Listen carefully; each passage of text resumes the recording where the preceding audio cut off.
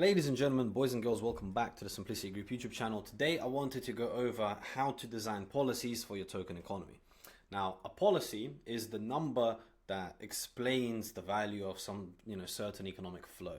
So for example, if we are, let's say we're a layer 1, right? And we are, we're running a network over here. We need validators, let's call it V. And these validators, of course, are validating, and in return, they need to earn some sort of payment for it, right? So validators, of course, they earn gas fees, but let's say we want to, on top of that, reward them some extra tokens just to supplement the gas fees in the first stages of the project, just so the validators are still earning, enough money for them to be incentivized to even join in the first place. How much should we reward them? That's the question. That is what we'll be designing today in this very short video. Most projects, they will just be like, hey, I don't know, 10? Yeah, great.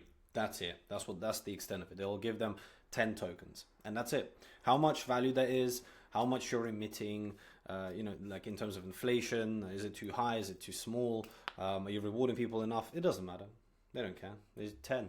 Yeah, works. That's terrible, obviously, for a plethora of different reasons. Number one, you might overinflate your token supply. Number two, you might not reward people enough.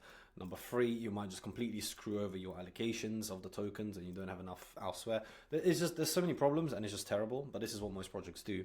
So this is how you determine what X is. This is what kind of the policy design part is. So number one is you need to understand what exactly are you trying to design the policy for? And we have to be very, very specific. So in this case, it is how many tokens should we reward validators for every, transaction they validate, or for every block they create, but, whatever, on top of existing gas fees?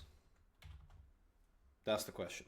This is the precision they need to be. You might even be more precise. It depends on, of course, what you're trying to answer. But this is important. And the reason why this is important, let's make it a little bit smaller, is because here we've identified a few key points. Number one, it's on top of existing gas fees. So that means that they are already getting paid. We must not forget that they are already getting paid. This is an extra little bonus on top, right? That's very important.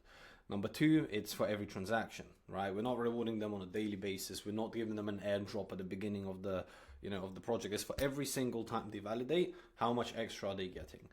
And, of course, the clarification, it's a reward. It's not payment, right? Payment, they get paid in gas fees. This is an extra reward, again, kind of similar to this point over here.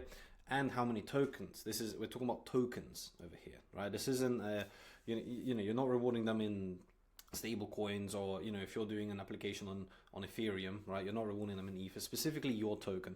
Obvious, right? That is obvious, but we need to be specific, because any slight change to this question and things will be quite different, right? So now that we've identified the question, then we need to figure out what are the factors, right? So, and the way that we do this is, well, this is the formula that we'll be building. So for example, f of x, right? X being, we can actually write a little key over here. So x equals, how many tokens rewarded per transaction.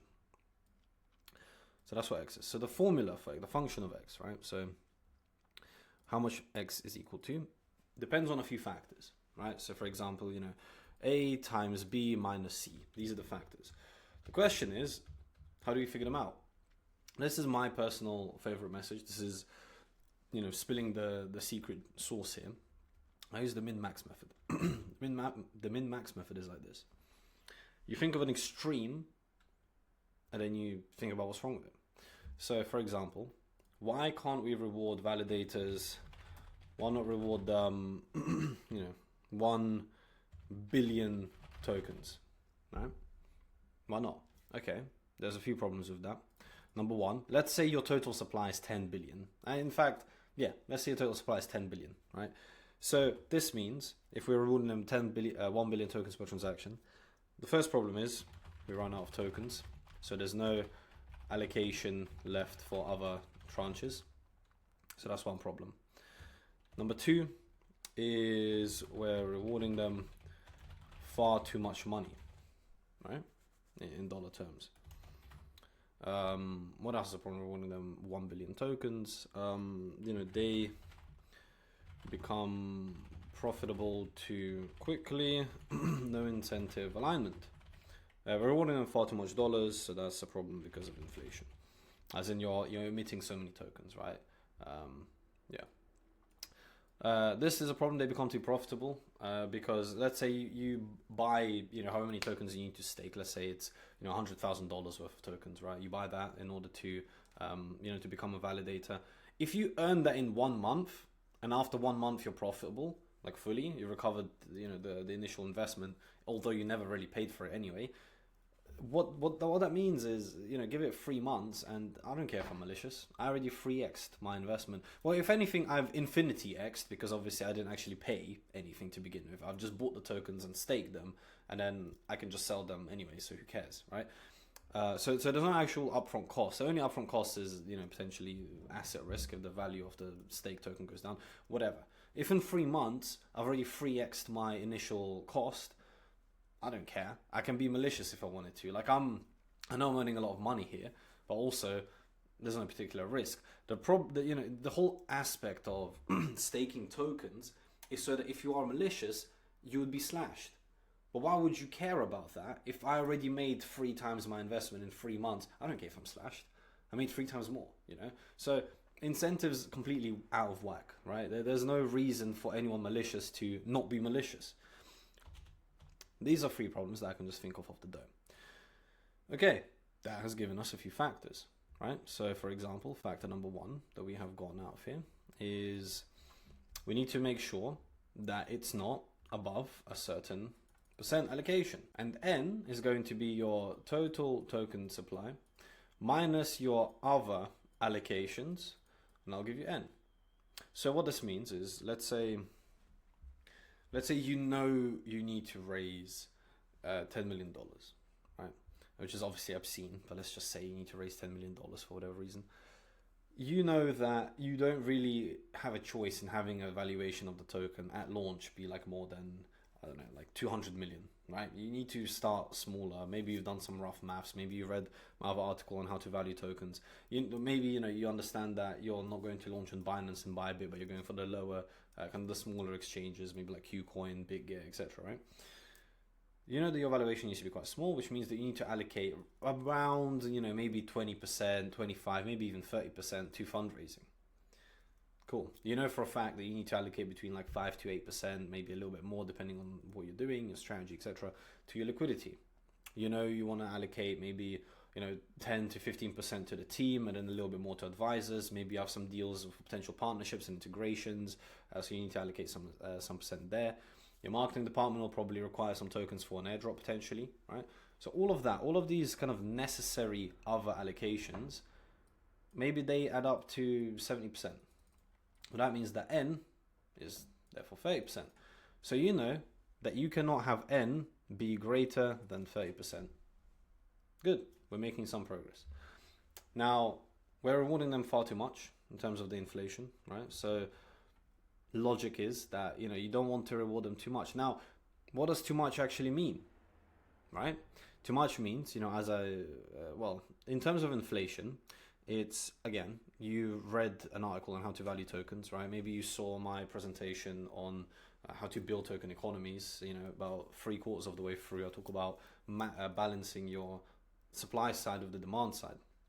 So you've calculated that based on your marketing strategies, your users, etc., maybe on month 1, month 2, month 3, whatever, you're expecting it to be maybe like, $2 million worth of buy pressure, right?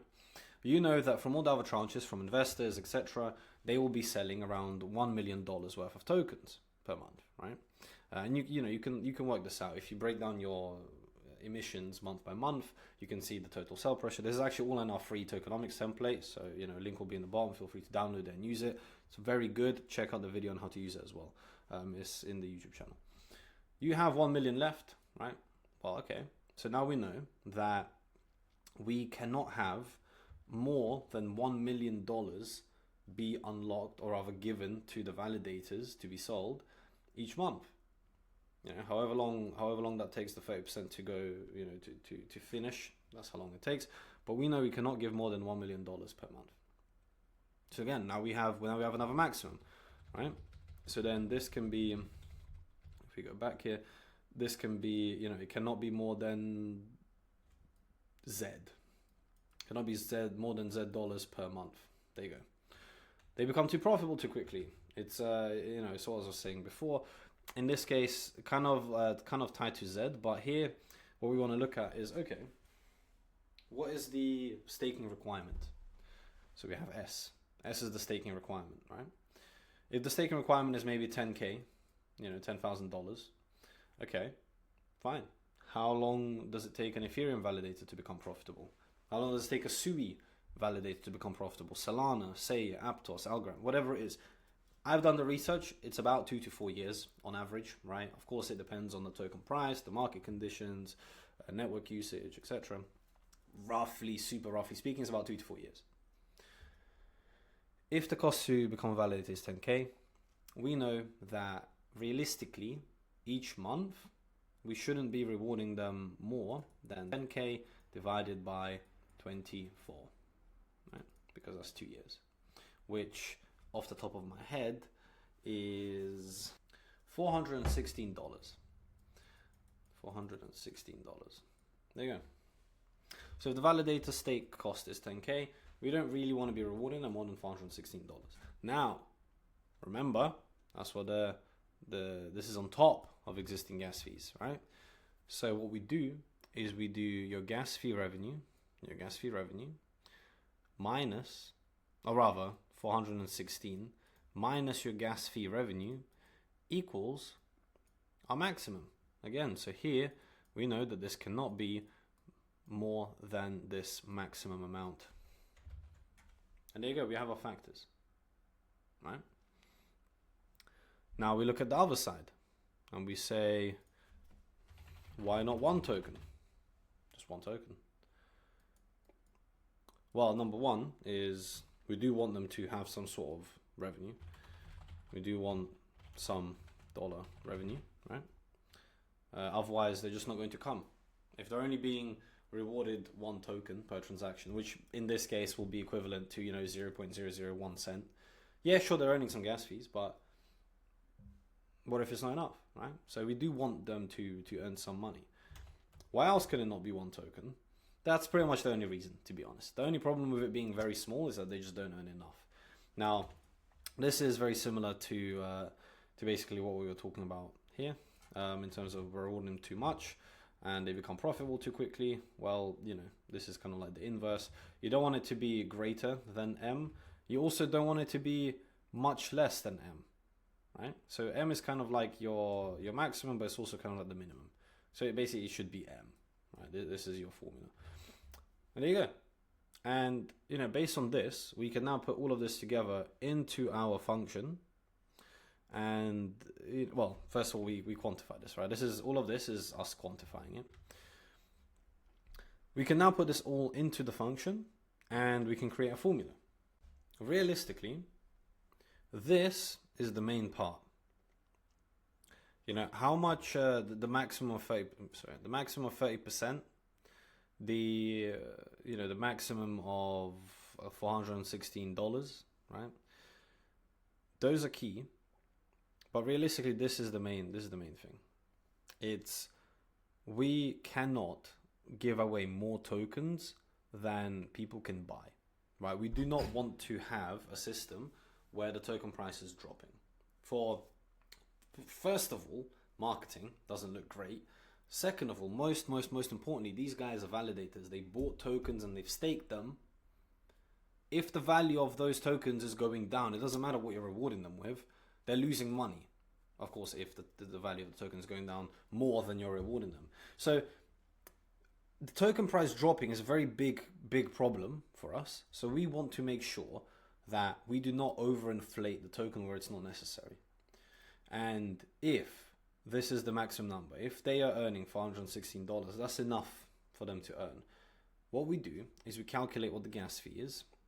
And the gas fee would be, if we have another formula over here, the gas fee would be, the number of transactions divided by the number of validators. So transaction quantity divided by the number of validator quantity multiplied by the fee, the F, right? Then the formula for the fee. What is the gas fee itself? Right. So this is actually what is the income from the gas fees that each validator is earning per, let's say per month, right? Per month. So this is transactions quantity in a month. This is validator quantity in that month, right? So this is gas fee revenue per month. But what is the actual gas fee? On Ethereum, it's your base fee plus your kind of like congestion fee. I can't remember what it's called, but it's like when a network is congested, this number goes up. Plus your tip, your bribe, whatever you want to call it. So this is going to be your gas fee, right? So we take that, we multiply that by the amount of transactions divided by the number of validators, in a month, right? That gives us the revenue from gas fees. So the gas fee revenue, right? Well, actually, this should be over here because what we have is actually $416, right?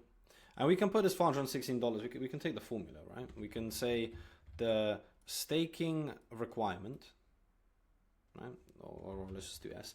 The staking requirement, so let's say in this case is 10K, divided by 24 months, right, in brackets, minus the gas fee revenue is how much we're rewarding the validator per transaction.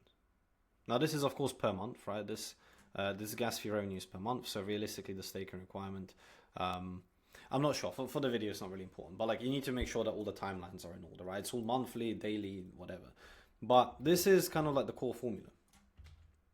So now we know that for each transaction, this is how many tokens we need to be rewarding.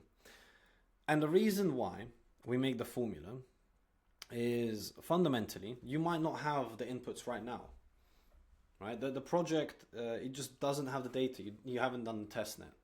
You don't have any whitelists, whatever it is. You don't know what to input. So you can make a formula so that when you do know what the numbers are, right? When you do know what your staking requirement is, when you do know exactly how you structured your gas fee, when you do have some assumptions into how many validators, etc. you will have, you can input them, right? And then you will get a more accurate number, closer to launch, right? Which is more accurate, which means you don't have to change it. Also, you can make it dynamic. So you can take this formula, you can input it into the smart contract, and then the smart contract will adapt how many tokens it's rewarding. This is a bonus point. So what you do next is you put it into a deterministic model, right? Or rather you build a deterministic model. Now I call these models calculators, in the sense that you have certain inputs and then you have certain outputs, right? It's not a stochastic model, which is like what we do for model engagement. This is done on Excel. But what you do is you create just a kind of an emissions table, right? So on one column you have your months. So you have month 1, month 2, month 3, month 4, month 5. On this column you have, for example, the number of validators, right? So maybe you start with 1,000 validators, and then you have some sort of equation where maybe the validator growth rate is 10% per month, right?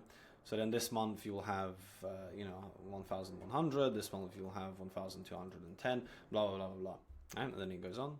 Then here you'll have the transactions, same thing. Maybe you start with, 1 million transactions a month. And then again, let's say you have a 10% growth rate. This will be 1.1 million, blah, blah, blah, blah, right? Then you can input this number, right? Because we already have the formulas and stuff, right? You can make any, whatever other, sorry, let's do it, Z, A, B, C, whatever other columns, right? Whatever else you need to input into the formula, whether it's the fees, whether it's the, the gas revenue generated by each validator, whatever. And then you can have, finally, you can have a column, which is the emissions, right?